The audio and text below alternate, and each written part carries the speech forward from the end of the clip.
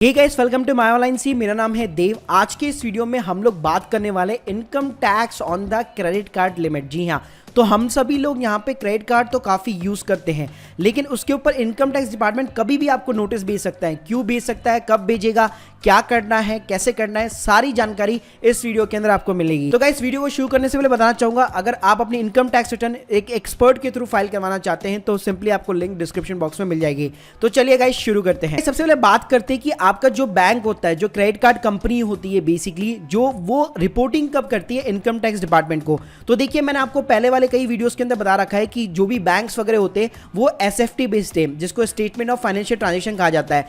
अब गाइस, ये जो एसएफटी स्टेटमेंट है ये आपका तभी भेजा जाएगा जब आपके कुछ कंडीशंस यहाँ पे फुलफिल होगी। तो गाइस, ये कंडीशंस क्या क्या हो सकती है उसके बारे में बात करते हैं। गाइस, जो पहली कंडीशन है कि अगर आपने क्रेडिट कार्ड का जो बिल पेमेंट है, मतलब आपने पहले एक्सपेंसेस कर दिए सारे के सारे महीने के अंदर, फिर at the end of the month आपका जो भी क्रेडिट कार्ड का जो बिल आएगा, अगर उसका पेमेंट, कई बार लोग क्या करते हैं ना, मतलब बहुत सारे तरीके वैसे तो पेमेंट करने के, जैसे आप यूपीआई के थ्रू कर सकते हैं, बैंक के एनईएफटी वगैरह के थ्रू कर सकते हैं, या बैंक की कोई ऐप वगैरह होगी उसके थ्रू कर सकते हैं। इवन आजकल जो क्रेडिट कंपनी है वो भी ये फैसिलिटी प्रोवाइड करती है। अब कई लोग क्या करते हैं, कई लोग उनके अकाउंट के अंदर कोई भी बैलेंस वगैरह कुछ भी नहीं होता, वो सिंपली बैंक के अंदर जाते हैं और अपना जो भी क्रेडिट कार्ड का बिल पेमेंट होता है वो कैश के अंदर करके आते हैं। ऑब्वियसली वहां पे ट्रांजैक्शन चार्जेस लगता है, लेकिन वो फिर भी कैश में करते हैं। अब गाइस, उस केस में क्या होता है, अगर आपने पूरे साल भर के अंदर, मतलब अप्रैल से लेकर मार्च के बीच में, अगर आपने 1 लाख रुपए से ज्यादा कैश के अंदर उस क्रेडिट कार्ड की पेमेंट की है तो आपको पक्का नोटिस आना है। उसके अलावा गाइस, सेकंड कंडीशन ये होती है, अगर आप मान लीजिए एनईएफटी, बैंक ट्रांजैक्शन, कैसे भी आप पेमेंट कर रहे हैं,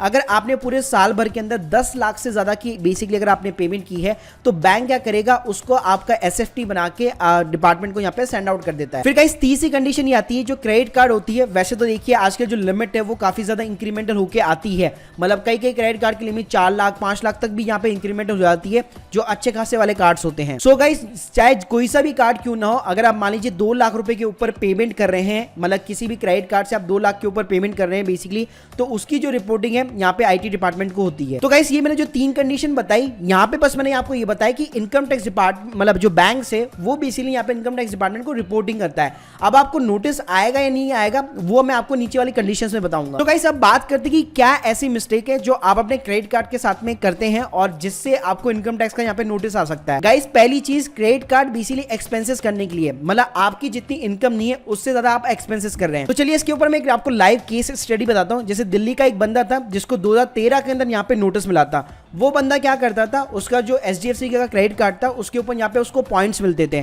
तो गाइस, उसको पॉइंट्स अर्न करने के लिए वो क्या करता था, अपने फैमिली और फ्रेंड्स के जितने भी एक्सपेंसेस होते थे, मतलब मान लीजिए कहीं पे भी कैशबैक मिल रहा है या कुछ भी डिस्काउंट चल रहा है, उन सभी की पेमेंट्स, मतलब आस पड़ोस की सभी की पेमेंट्स वो अपने क्रेडिट कार्ड से करता था। अब गाइस, उसने वो जो क्रेडिट कार्ड का जो बिल पेमेंट है वो 2 लाख से उसका ऊपर हो गया। उसके बाद में इनकम टैक्स डिपार्टमेंट ने उसको नोटिस भेजा कि भाई तेरी कोई इनकम नहीं है, तू आईटीआर फाइल नहीं कर रहा, फिर भी तू 2 लाख रुपए के ऊपर क्रेडिट कार्ड का पेमेंट कर रहा है, कैसे। तब गाइस, उसने क्लैरिफिकेशन दिया कि जो भी मैं क्रेडिट कार्ड की पेमेंट कर रहा हूं, मैं अपने फैमिली और फ्रेंड्स मेंबर की कर रहा हूं, मतलब उनके एक्सपेंसेस मैं यहाँ पे बॉन्ड कर रहा हूं। तो सिंपली मेरे को मंथ के एंड में वो बेसिकली पैसे देते हैं और उसका जो भी क्रेडिट कार्ड का बिल का पेमेंट होता है वो मैं यहाँ पे पेमेंट कर देता हूँ, मेरी यहाँ पे कोई भी इनकम नहीं है। तब गाइस, उसको जाके रियलाइज हुआ कि मुझे अपने क्रेडिट कार्ड को सिर्फ अपने लिए यहाँ पे यूज में करना चाहिए, ज्यादातर दूसरे लोगों के लिए यहाँ पे यूज में नहीं करना। गाइस, जो सेकंड मिस्टेक लोग ये करते हैं कि जो इनकी स्पेंडिंग लिमिट है, मान लीजिए आप दूसरे लोगों के लिए भी कर रहे हैं, लेकिन एटलीस्ट आपकी इनकम वहां पे जस्टिफाई होनी चाहिए। मतलब आप अपनी इनकम टैक्स में दिखा रहे हैं 5 लाख रुपए की इनकम, लेकिन क्रेडिट कार्ड का पेमेंट हो रहा है 10 लाख रुपए का,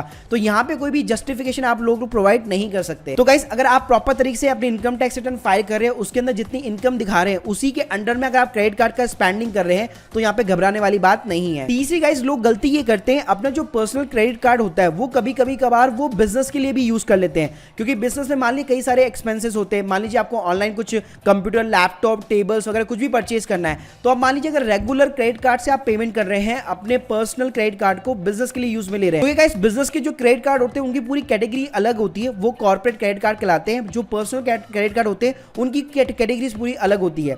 तो अगर आप पर्सनल को यहाँ पे बिजनेस के लिए यूज में ले रहे हैं तो काफी यहाँ पे दिक्कतों का सामना करना पड़ सकता है। इवन गाइस जो बिजनेस वाले जो कॉर्पोरेट वाले क्रेडिट कार्ड्स भी होते हैं वो भी आपके पर्सनल नाम पे यहाँ पे इशू होते हैं, तो उसकी भी आपको हमेशा यहाँ पे क्रेडिट लिमिट ध्यान में रखनी चाहिए। चौथी गाइस गलती लोग ये करते हैं, जो क्रेडिट कार्ड का जो पेमेंट है वो किसी और के बैंक अकाउंट से करते हैं। जी हाँ, तो जैसे आजकल क्रेडिट कार्ड के ऊपर पेमेंट करने के अंदर कोई भी रेस्ट्रिक्शन नहीं है, आप सिंपली किसी भी यूपीआई के थ्रू, क्रेड ऐप के थ्रू कहीं से भी आप पेमेंट कर सकते हैं। तो गाइस उसके अंदर लोग गलती क्या करते हैं, या तो पेमेंट गेटवे के थ्रू भी अगर वो लोग पेमेंट कर रहे हैं तो किसी और बैंक अकाउंट से वो उन्होंने पेमेंट कर दी, मतलब क्रेडिट कार्ड मेरा है और कोई और बंदा यहाँ पे मेरे क्रेडिट कार्ड की पेमेंट कर रहा है। तो गाइस इस केस में भी यहाँ पे ये थोड़ा सा रॉन्ग हो जाता है, क्योंकि आपकी जो इनकम है वो वहां से आपकी जो एंट्री है वो यहाँ पे डेबिट नहीं हो रही है। सो गाइस अब बात करते हैं कि आपको पता कैसे लगेगा कि यार इनकम टैक्स डिपार्टमेंट को यहाँ पे रिपोर्टिंग हो रही है और वो मुझे भी यहाँ पे दर्शा रहा है। तो गाइस उसके लिए आपको सिंपली अपना फॉर्म 26A चेक करना है। जब आप अपना फॉर्म 26A चेक करेंगे, नीचे थोड़ा सा जाएंगे तो यहाँ पे details of the SFT transaction आता है। तो यहाँ पे आप देखेंगे आपका जो भी क्रेडिट कार्ड इशू होगा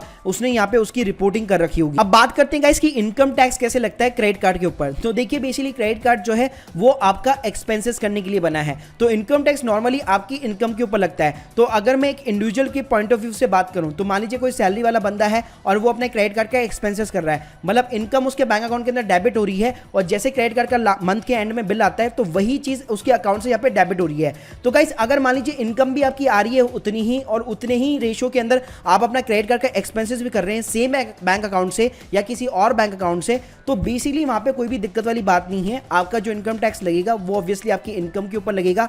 क्रेडिट कार्ड का जो एक्सपेंसेस होता है उसके ऊपर यहाँ पे कोई भी टैक्स वगैरह चार्ज नहीं होता है। लेकिन गाइस अगर वहीं मैं बिजनेस की बात करूं तो वहां पे भी वो एज ए एक्सपेंसेस यहाँ पे ट्रीट किया जाता है, मतलब बेसिकली बिजनेस के अंदर भी आपका जो इनकम टैक्स है वो आपके नेट प्रॉफिट के ऊपर लगेगा। तो आपके जितने भी एक्सपेंसेस है क्रेडिट कार्ड के वो बेसिकली यहाँ पे डेबिट एंट्री मानी जाएगी और बेसिकली आपकी जो भी इनकम है उसमें से वो लेस करके जो भी नेट प्रॉफिट बचेगा उसके ऊपर यहाँ पे आपका इनकम टैक्स लगता है। तो गाइस क्रेडिट कार्ड के रिगार्डिंग इनकम टैक्स में घबराने की जरूरत नहीं है, बस ये ध्यान रखिए आपकी जितनी इनकम है उतना ही आपको यहाँ पे क्रेडिट कार्ड के अंदर एक्सपेंसेस करना है। कई बार ये होता है कि हमारी इनकम कम होती है और क्रेडिट जो लिमिट है वो काफी हाई होती है, तो उस केस में भी गाइस मैं आप लोगों को रिकमेंड करूंगा हमेशा थोड़ा सा प्रोपोर्शनेट यहाँ पे बनाए रखिए। तो guys hope you like this video, please subscribe our channel. अगर आपके कोई भी डाउट्स है तो प्लीज कमेंट सेक्शन के अंदर मुझे जरूर बताइए और हमारे चैनल को यार सब्सक्राइब करना ना भूलिएगा।